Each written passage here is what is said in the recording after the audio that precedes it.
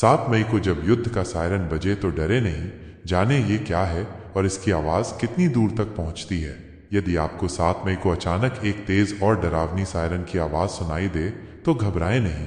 ये कोई आपातकालीन स्थिति नहीं है, बल्कि युद्ध जैसी स्थिति के लिए तैयारी करने के लिए एक मॉक ड्रिल है। इस दौरान लोगों को युद्ध या हवाई हमले की स्थिति में क्या करना है, ये बताने के लिए एक युद्ध सायरन बजेगा। 1971 के युद्ध के बाद ये पहली बार है जब भारत सरकार ने इस तरह के मॉक ड्रिल का आदेश दिया है। इसलिए यह जानना जरूरी है कि यह सायरन क्या है, यह कहाँ स्थापित है, इसकी आवाज़ कैसी है, यह कितनी दूर तक सुनाई दे सकता है और जब यह बजे तो लोगों को क्या करना चाहिए। युद्ध सायरन क्या है? एक युद्ध सायरन एक जोरदार चेतावनी प्रणाली है जो युद्ध, हवाई हमले या आपदा जैसी आपातकालीन स्थिति के बारे में लोगों को सचेत करती है। इसकी आवाज में बढ़ती और घटती स्वर लहरियों का एक विशिष्ट पैटर्न होता है जो इसे नियमित हॉर्न या एम्बुलेंस सायरन से अलग बनाता है। युद्ध सायरन कहाँ स्थापित है?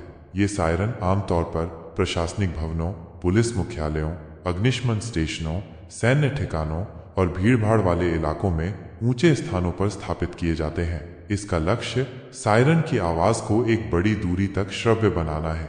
दिल्ली और नोएडा जैसे बड़े शहरों में इन्हें संवेदनशील क्षेत्रों में स्थापित किया जा सकता है। युद्ध सायरन कैसा लगता है और ये कितनी दूर तक सुना जा सकता है? एक युद्ध सायरन की आवाज बहुत तेज होती है जो आमतौर पर 2-5 किलोमीटर की सीमा के भीतर सुनाई देती है।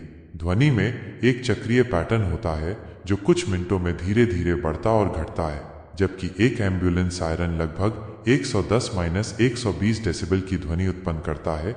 एक युद्ध सायरन 120-140 डेसिबल की ध्वनि उत्पन्न कर सकता है। भारत ने पहले युद्ध सायरन का उपयोग कब किया था? भारत ने 1962 के चीन युद्ध, 1965 और 1971 के भारत पाकिस्तान युद्धों और कारगिल युद्ध के दौरान युद्ध सायरन का इस्तेमाल किया था। ये सायरन दिल्ली, मुंबई, कोलकाता और अमृतसर जैसे शहरों में लगाए गए थे। सायरन बजने पर क्या करें?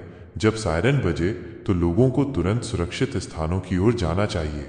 मॉक ड्रिल के दौरान घबराएं नहीं, बस खुले क्षेत्रों से दूर हट जाएं और घरों या सुरक्षित इमारतों के अंदर चले जाएं। टीवी, रेडियो और सरकारी अलर्ट पर बने रहें, अफवाहों से बचें और प्रशासनिक निर्देशों का पालन करें। लोगों को कितनी जल्दी खाली करने की आवश्यकता है? वास्तविक युद्ध जैसी स्थितियों में सायरन बजने के 5-10 मिनट के भीतर लोगों से सुरक्षित स्थानों पर पहुंचने की उम्मीद की जाती है। मॉक ड्रिल का उद्देश्य लोगों को जल्दी और शांति से खाली करना सिखाना है।